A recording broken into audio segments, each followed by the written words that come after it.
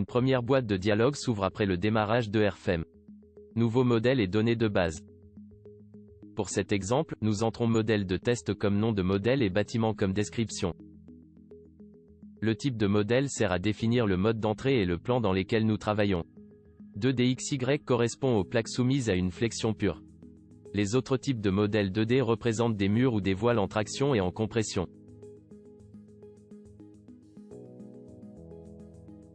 Nous modélisons ici un bâtiment 3D, il faut donc cliquer sur l'option correspondante.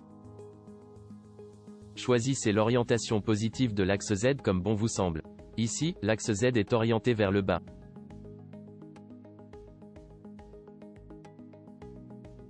Nous choisissons l'option de norme aucune pour la classification des cas de charge et des combinaisons.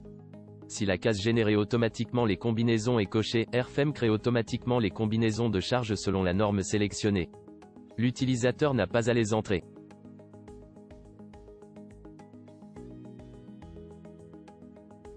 Un modèle type n'est pas nécessaire pour cet exemple.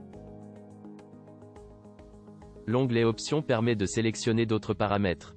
Par exemple, la règle CQC afin de faire des analyses sismiques, ou encore l'activation du modèle CAOBIM afin d'importer des fichiers IFC. La gravitation standard peut elle aussi être modifiée, mais ce paramètre ne sera pas abordé ici.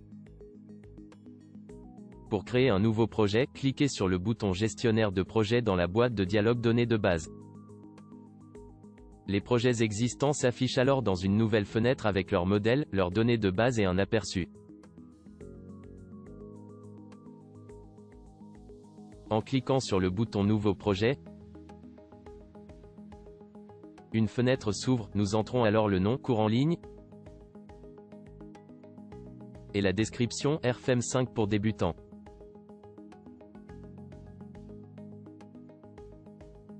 Un projet peut par exemple être placé dans un projet existant, mais nous allons en créer un nouveau. Enfin, nous pouvons sélectionner l'emplacement de stockage de notre projet ou le laisser par défaut. Notre exemple s'affiche alors dans le navigateur du projet. Une fois la fenêtre du gestionnaire de projet fermée, le nouveau projet est visible.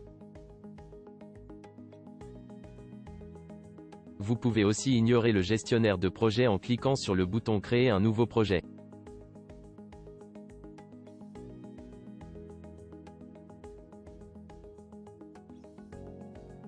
Cliquez sur OK afin de poursuivre.